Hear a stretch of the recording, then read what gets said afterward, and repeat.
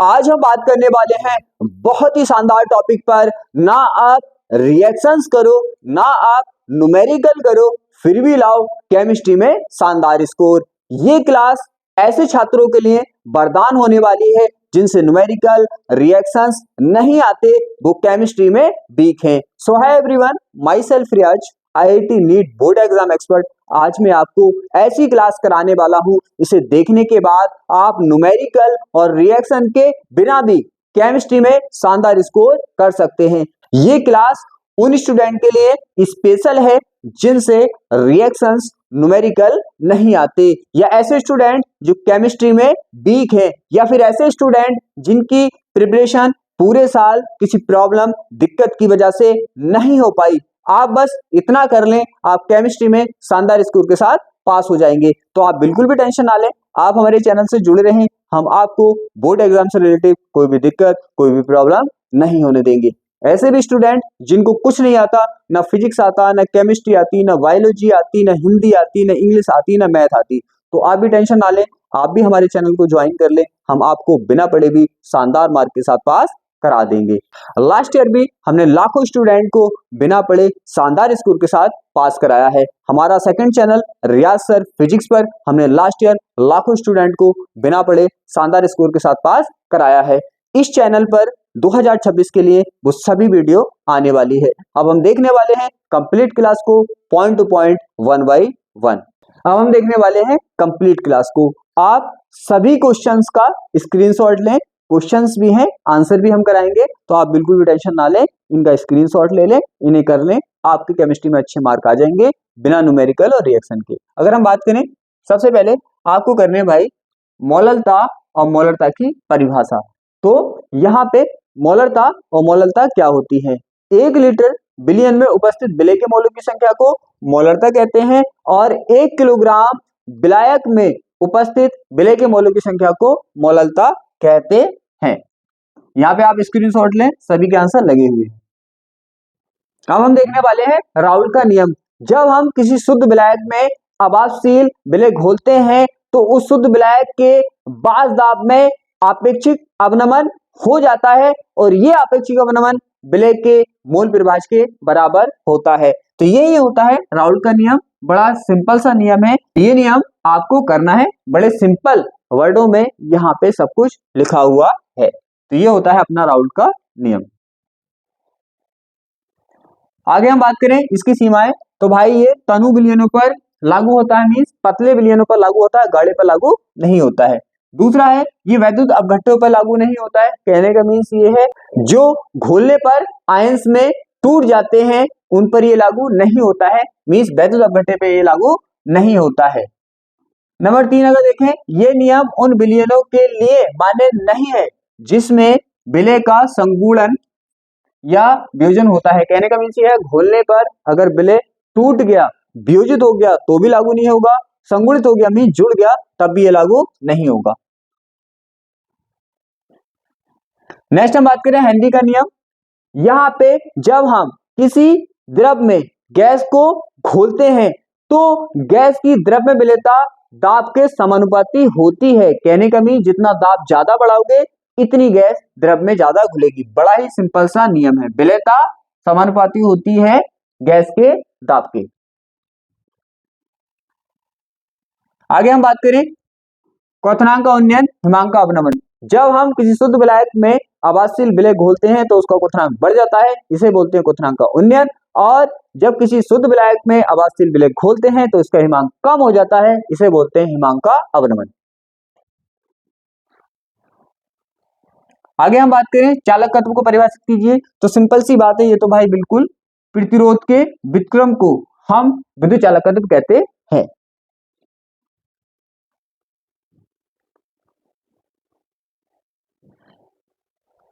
आगे हम बात करें विशिष्ट चालकत्व से क्या तात्पर्य है, तो ये क्या होता है, ये विशिष्ट चालकत्व जो होता है वो विशिष्ट प्रतिरोध के व्युत्क्रम के बराबर होता है। बिल्कुल सिंपल है, बड़ी सिंपल थ्योरियां हैं, आप कर सकते हैं, अच्छे मार्क ला सकते हैं।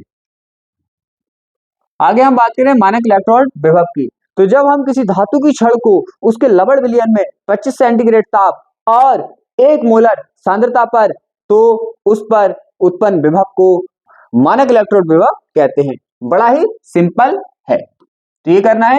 और यहाँ पे आपको ई व ई नॉट में संबंध लिखना है, मीन्स नट समीकरण यहाँ पे आपको लिख देनी है।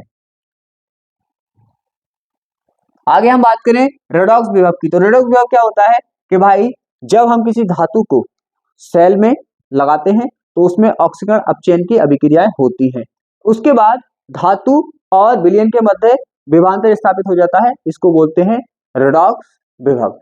या डायरेक्टली बोल सकते हो कि जब हम सेल में धातु की क्षण को डुबोते हैं तो भाई उसमें ऑक्सीकरण अपचयन अभिक्रियाएं होती हैं और धातु की क्षण पर एक विभव उत्पन्न हो जाता है, जिसे बोलते हैं रेडॉक्स विभव। सबके आंसर लगे हुए हैं।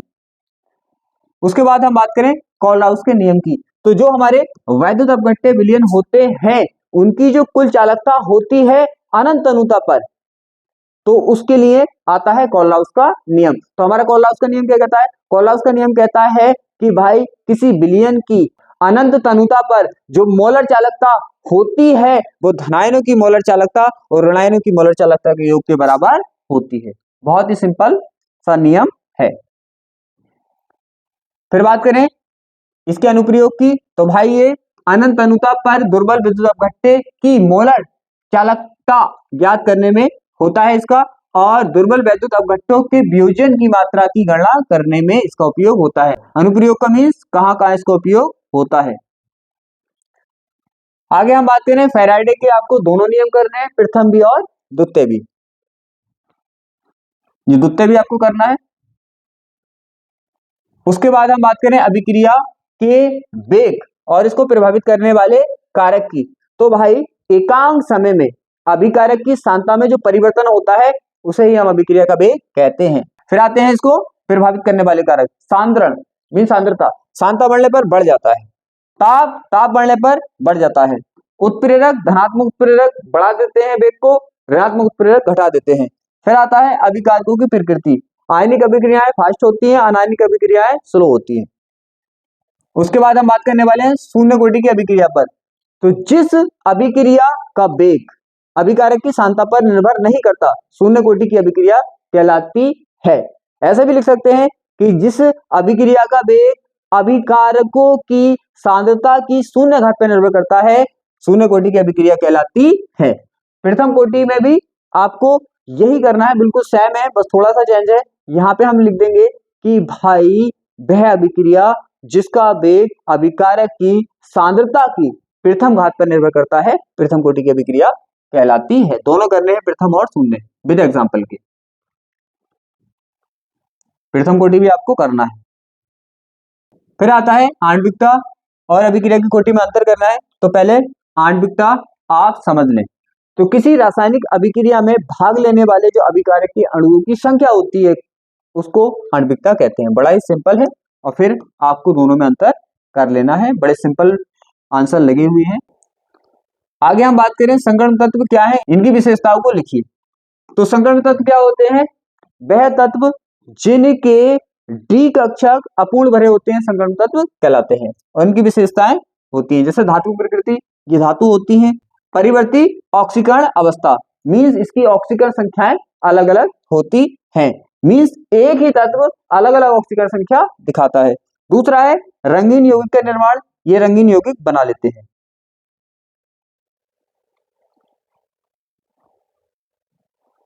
आगे है उच्च गलनांक क्वथनांक, इनके गलनांक क्वथनांक उच्च होते हैं। उत्प्रेरक सक्रियता, ये उत्प्रेरक का गुण दिखाते हैं। चुंबकीय गुण, और ये चुंबकीय गुण दिखाते हैं।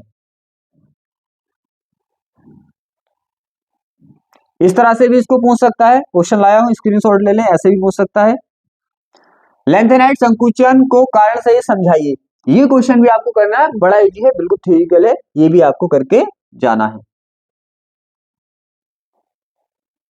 उपसंयोजन संख्या को परिभाषित कीजिए, तो उपसंयोजी यौगिक जो होते हैं उसमें उपसंयोजी बंधु की संख्या उपसंयोजी संख्या कहलाती है। अगर आपको और इसके डार्कली आंसर समझने हैं तो आप कमेंट करके बोल सकते हैं, मैं और भी इजी आपको समझा दूंगा।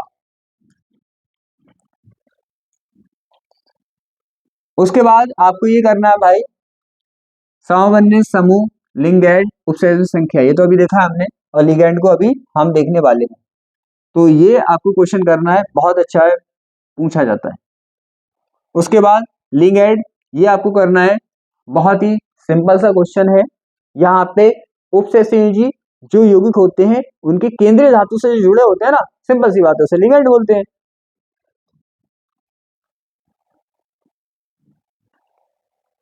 फिर आता है ये क्वेश्चन, बहुत इंपॉर्टेंट है, करना है, एक दंतुर, द्विदंतुर, उभय दंतुर, विद एग्जांपल के करके जाना है, इंपॉर्टेंट है, पूछा ही जाता है। करना है मींस करना है।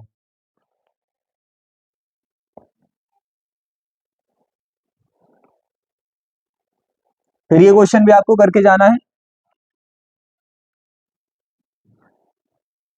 ये क्वेश्चन भी आपको करके जाना है। फिर बड़ा सिंपल सा चैप्टर आता है अपना जैव अणु, ये तो बिल्कुल सिंपल है, इसमें विटामिन के बारे में, प्रोटीन के बारे में, डीएनए आरएनए के बारे में पूछा जाता है, ये करके जाना है। यहाँ से आपको 5 नंबर का एक लॉन्ग क्वेश्चन देखने के लिए मिलता है। तो ये क्वेश्चन करना है आपको भाई, ये क्वेश्चन भी आपको करना है, ये क्वेश्चन भी करके जाना है, सब क्वेश्चन करने हैं। यहाँ से 5 मार्क का क्वेश्चन आपको मिलेगा।